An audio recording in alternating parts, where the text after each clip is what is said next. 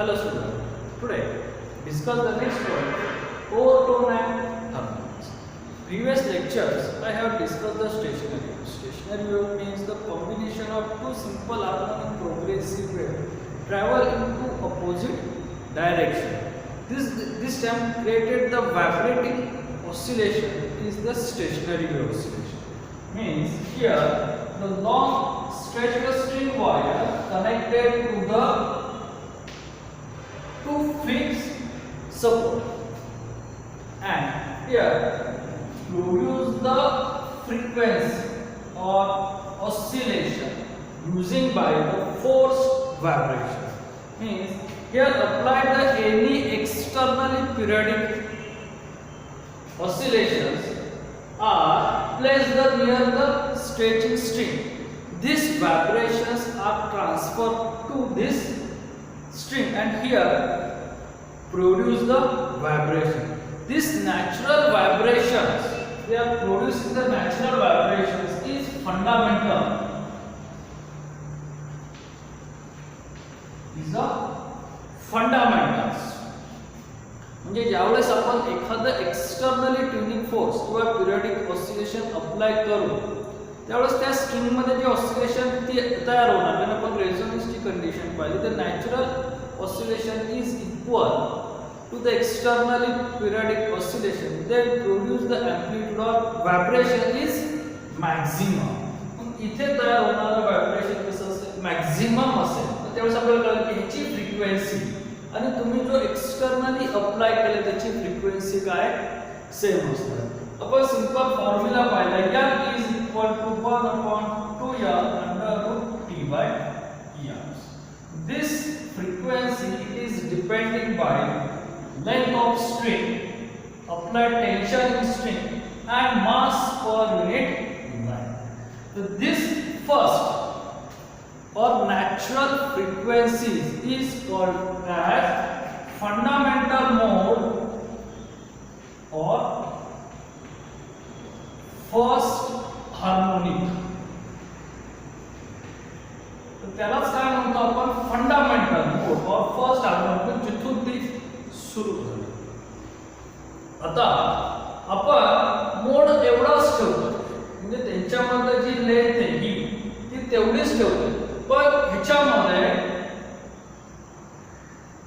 अशा जर आपल्याला दोन वेव्स तयार करायचे असते तर काय होणार आहे तर आता ही जी लूप लेंथ आहे ही लूप लेंथ आता काय झाली n/2 झाली. म्हणजे लूप लेंथ कमी झाली याचा अर्थ ची वेव्हलेंथ सुद्धा काय होणार आहे कमी होणार आहे. इथून इथपर्यंतची असलेली वेव्हलेंथ त्याला आपण लॅम्बडा जर म्हटलं तर ही वेव्हलेंथ काय येते आता एका लूपसाठी λ/2 येते म्हणजे इथून इथपर्यंत ह्याच्याशी कंपेअर केली ती काय येणार λ/4.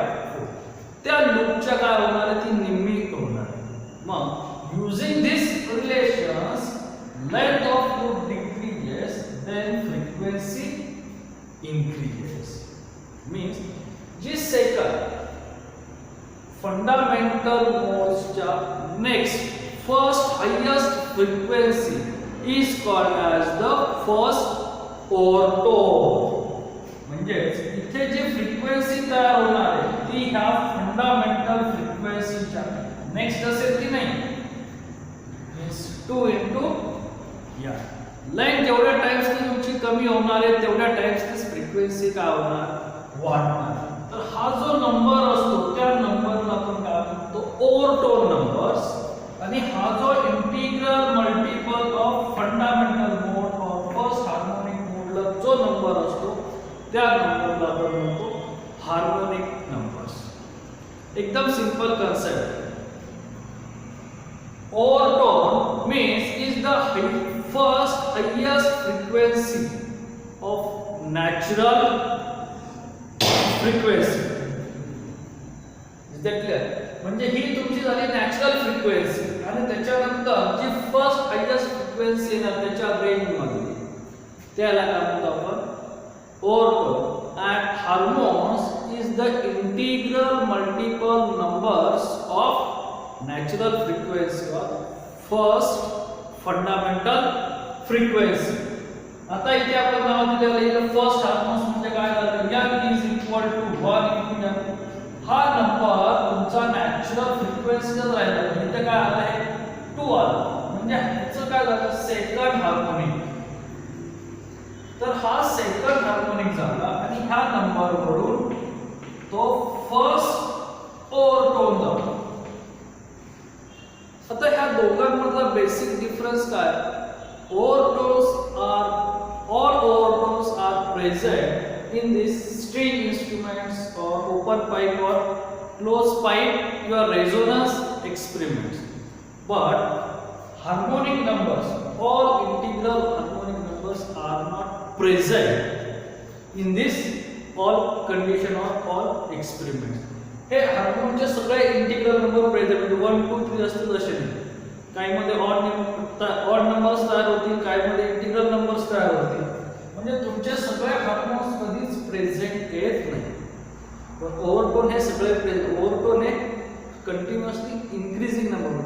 First fundamental n1 first overtone, second overtone, third overtone, त्याच्याशी कंपेअर असलेला हा हार्मोनिक नंबर्स. असे आपल्याला काय करायचे रिलेशन्स करायचे. हे झालं आपलं सिंपल ओव्हरटोन आणि हार्मोनचं असलेलं रिलेशन. आता नेक्स्ट पॉइंट आहे end corrections.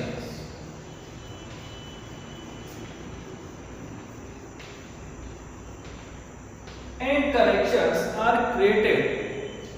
Close one end of pipe and open the both end of pipe.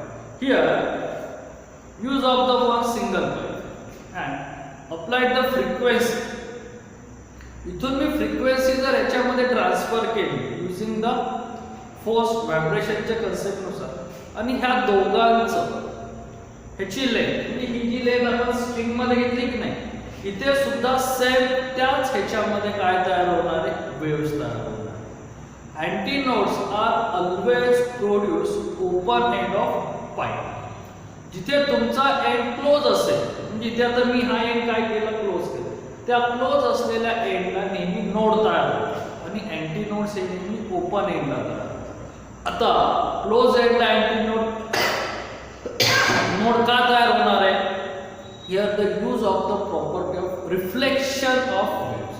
म्हणजे इथे जर आपण सिंपल डायग्राम जर ड्रॉ केली तर आपल्याला असं लक्षात येतं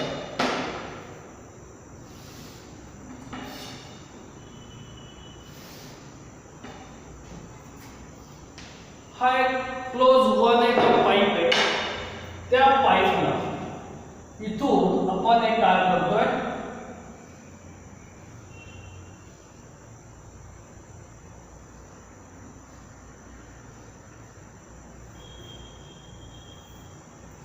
ट्युनिंग फोर्कने फ्रिक्वेन्सी अप्लाय. ही फ्रिक्वेन्सी ज्यावेळेस आपण अप्लाय करतोय किंवा प्रोड्यूस करतोय ती फ्रिक्वेन्सी ह्या पाईपला आपण लावत नाही. मी त्याला त्यापासून थोडंसं डिस्टन्स ठेवतो. ते डिस्टन्स म्हणजेच काय एंड करेक्शन.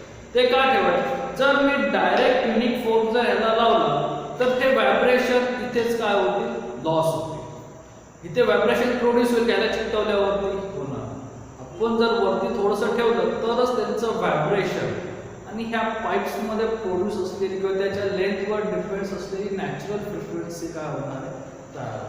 तुमची आलेली वेव्ह ही अशी येणार आणि रिफ्लेक्शनच्या प्रॉपर्टीनुसार इथून ही वेव्ह काय होणार आहे रिफ्लेक्ट पुन्हा इकडे होणार.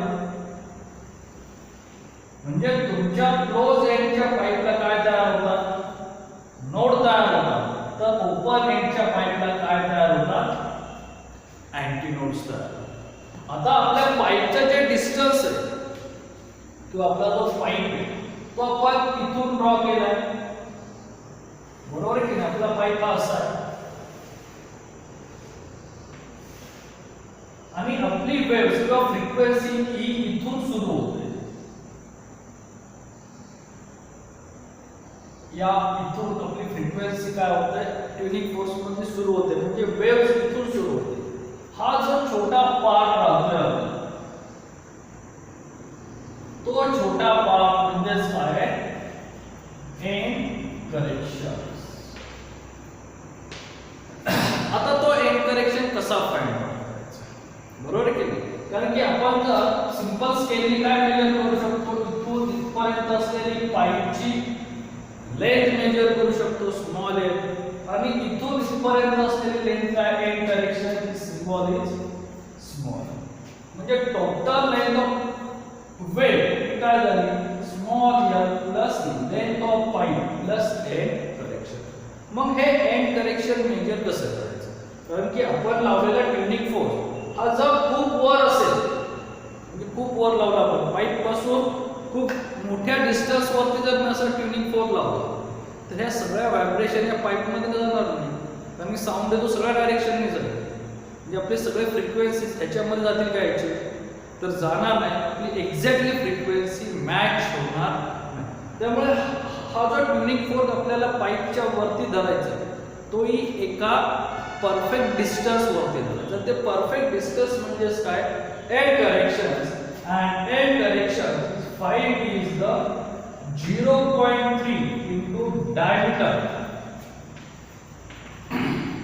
of pipe. तुमच्या पाईपचा डायमीटर फाइंड आउट करून त्याला मल्टिपल काय करायचं आहे 0.3, आणि हा जो नंबर येतो किंवा जी काय व्हॅल्यू ती व्हॅल्यू म्हणजेच काय असणार आहे त्या पाईपची एंड करेक्शन. म्हणजे ज्या साईजचा तुमचा पाईप असेल त्याप्रमाणे एंड करेक्शनची व्हॅल्यू इन्क्रीज किंवा डिक्रीज होईल. It is depending by the distance of diameters. हे सिंपल रिलेशन्स. आता इथे जे आपण डायग्राम काढली ती डायग्राम कोणाची आहे close one end of pipe. Simple concept आहे. इथे आपला जो पाईप आला तो कसा आहे क्लोज, एका एंडला काय केलं आपण क्लोज केलं. आपल्याकडे दोन टाइपचे आहेत. दुसरा जो पाईप घेतला आपण तो कसा आहे ओपन आहे, both the open end of pipe. जर दोन्ही बाजूला जर पाईप आपला ओपन असेल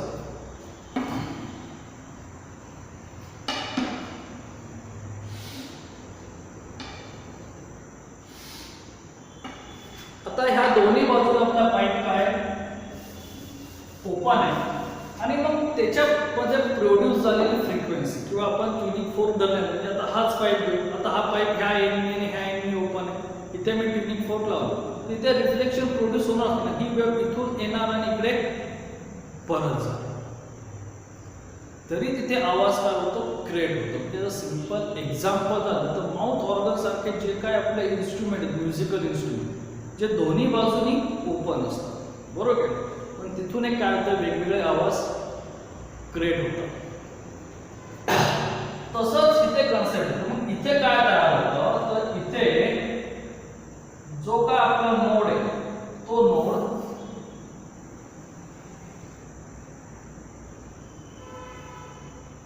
हा मिडल्स मध्ये तयार होतो. त्याच्याबरोबर मध्यभागी आपल्याला काय म्हणतात नोड्स.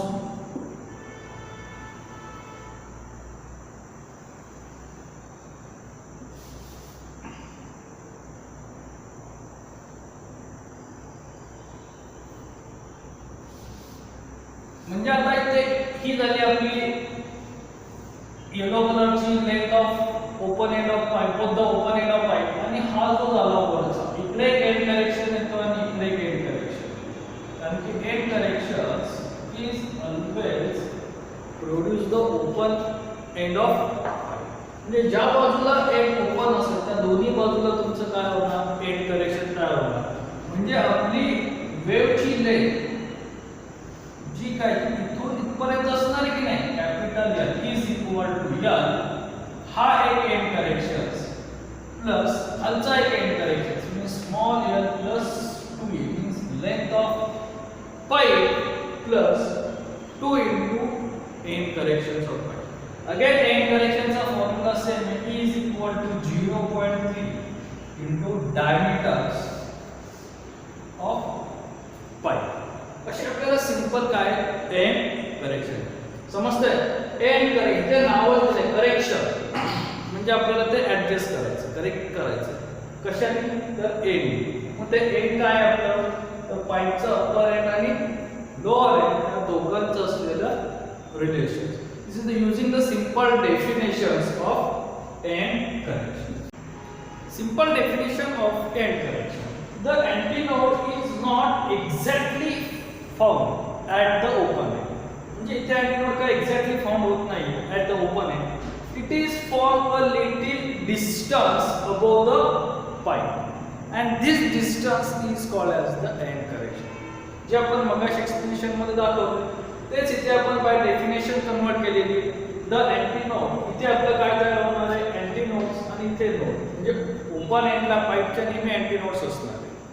तर नोड्स हे मिडल पाईपच्या क्लोज ॲट वन एंड असेल तर त्या क्लोज मध्ये, आणि ओपन एंड असेल both the open end of pipe असेल तर त्याच्या मिडल्स मध्ये काय तयार होणार आहे, किंवा त्या पाईपच्या आतमध्ये आपण इनसाइड द पाईप नोड्स तयार होणार. मग अँटीनोड्स हे नेहमी कुठे तयार होणार आहेत, तर पाईपच्या ओपन एंड असलेल्या, आणि त्या ओपन एंड वरती असलेलं जे अँटीनोड ते एक्झॅक्टली पाईपच्या लेवलला होत नाही, ते पुन्हा थोडंसं वर. मग ते किती वरती होतं, तर this distance is the end correction and value of end correction is 0.3 into diameter. म्हणजे आपण मगाची डेफिनेशन देतो. The antinode is not found exactly at the open end. It is the form at a little distance above the open end. This distance is called as end corrections, and value of end corrections E is equal to 0.3 into diameter of pipe. आपल्याकडे दोन conditions आहेत रेझोनन्सच्या. एक pipe close at one end आणि दुसरी pipe open at both end. एका एंडला असेल तर एकच अँटीनोड तयार होतो, म्हणजे एकच पाईप ओपन राहणार आहे म्हणून टी. बोथ एंड जर ओपन असतील तर दोन, एक वर आणि एक खाली, म्हणजे आपले किती तयार होतात, एंड करेक्शन्स दोन तयार होतात. तर आपल्याला ओव्हरटोन आणि हार्मोनचं रिलेशन्स पाहिजे. Pipe close at one end आणि pipe open at both end. तर ठीक, vibration of air column in pipe open at both ends. Here use the simple pipe is open at both ends and one end is applied the external periodic vibration, means tuning force. Then vibration are passing through the one end to another end. Both the ends are open, both ends are produce the antinodes. Means this condition is not a possible. Means in the middle point at both the ends of pipe are produce antinodes. Means here upper end and lower end of pipe produce antinode, and middle end of pipe produce nodes. Means here the small concept. Consider L is the length of pipe, E is the end correction. This total length of antinode to antinode is capital L, and capital L means L plus 2A. Upper end correction and lower end correction. The relation, this length is equal to the lambda by 2. Means L is equal to lambda by 2. The characteristics of stationary, the distance between two successive antinodes is lambda by 2. Means therefore lambda is equal to 2M. Find the frequency, the fundamental frequency of this tuning fork using the formula velocity of sound in air. V is equal to R into lambda. Velocity of sound in air is constant. Therefore, R is equal to V divided by lambda, or V divided by 2R. This value is the fundamental value. This value is fundamental mode or first harmonic, because here multiple factor is 1 into means fundamental mode. L is equal to V divided by 2L, or 1. 1 is the harmonic number, integral multiple factor of fundamental mode is the harmonic number, and first frequency is produced antinode to antinode is fundamental. find the next highest frequency of this same length of pipe is first overtone. First overtone is related to the harmonic numbers. Harmonic number is the integral multiple factors of fundamental numbers. म्हणजे ज्यावेळेस आपण first ओव्हरटर्न find out करू त्यावेळेस त्या फॉर्म्युल्याला किंवा त्या इक्वेशनला जो multiple number असेल तो नंबर काय असेल आपला हार्मोनिक्स नंबर.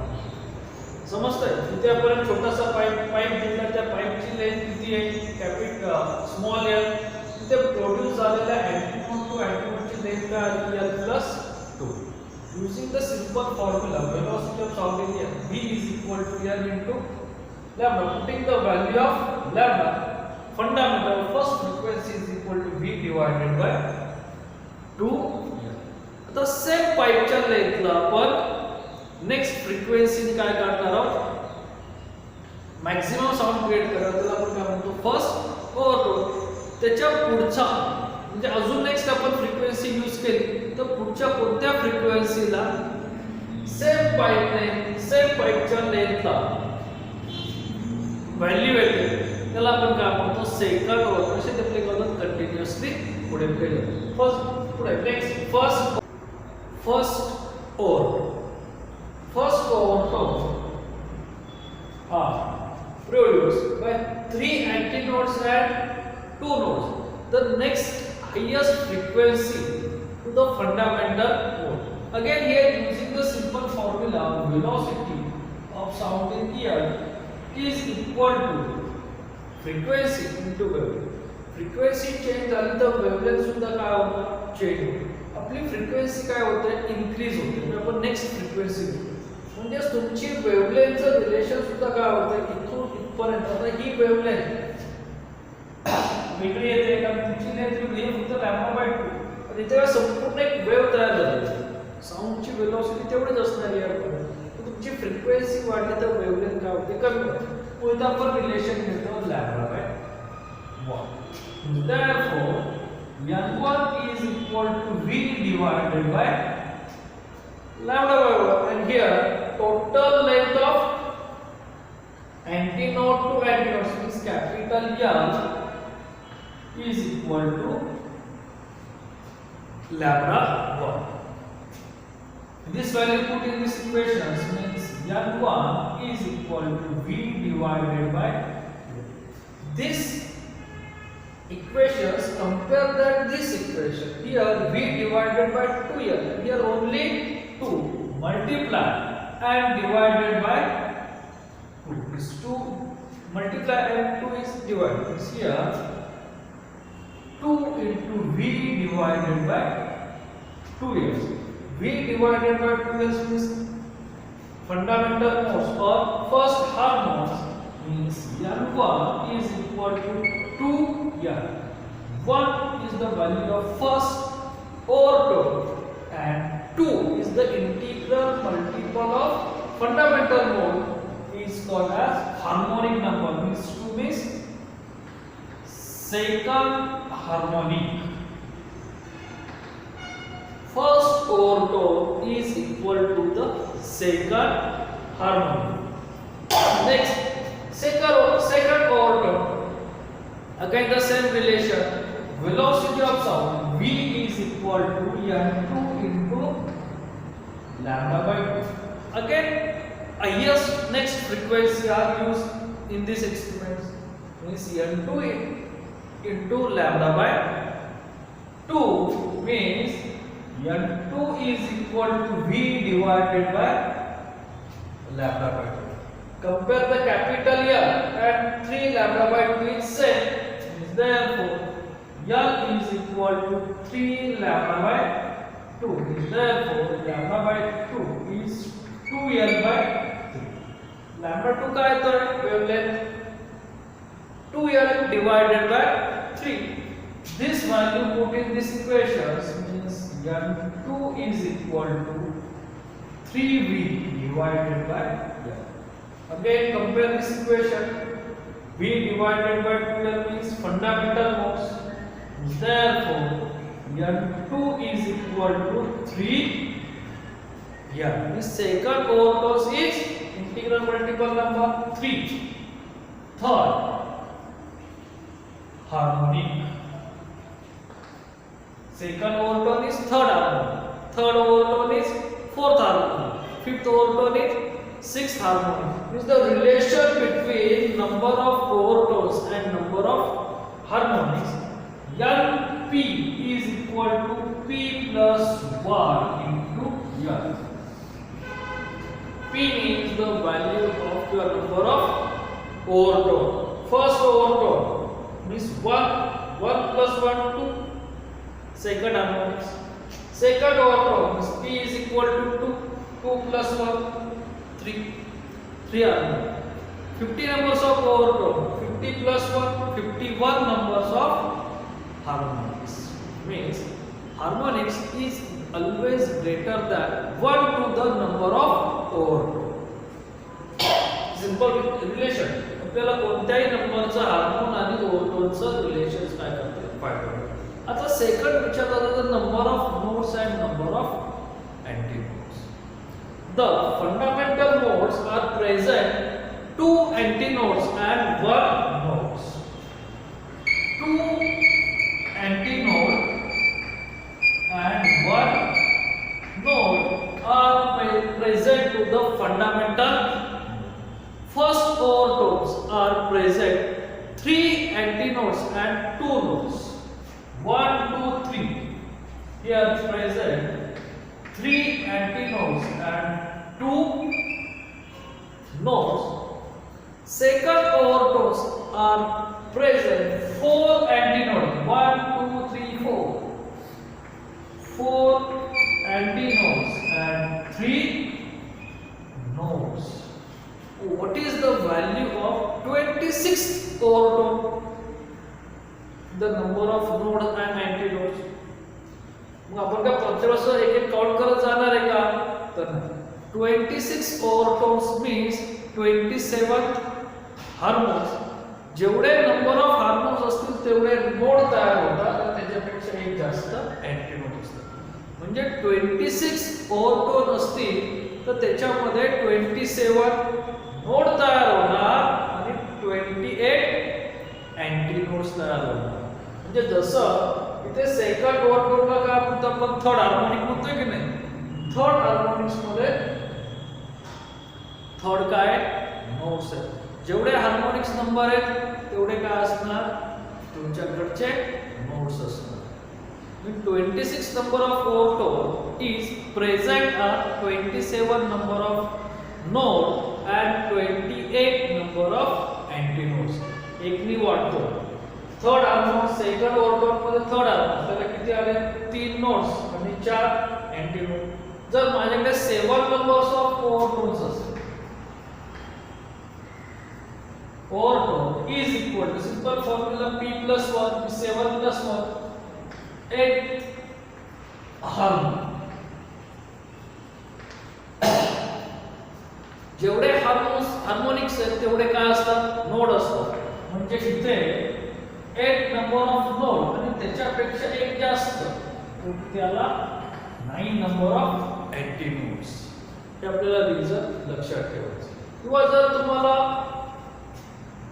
फंडामेंटल नोड्स वरून जर लक्षात ठेवलं किंवा फर्स्ट ओव्हरटोन मधून लक्षात ठेवलं. फर्स्ट ओव्हरटोन मध्ये काय होतं त्याच्यापेक्षा एक नोड जास्त आणि एक अँटीनोड जास्त. म्हणजे 7 नंबर ऑफ ओव्हरटोन असतात तर एक नोड जास्त आणि त्याच्यात एक किंवा दोन्ही अँटीनोड जास्त. असे आपलं काय सिंपल रिझन. जसे आपण क्लोज पाईप ॲट वन एंडचे रिझन पाहू तसंच आपल्याला open pipe open at both end त्याचं सुद्धा काय पाहता येतं रिझन पाहतो. हा फॉर्म्युला लक्षात ठेवा ओव्हरटोनचा आणि हार्मोनिक्स.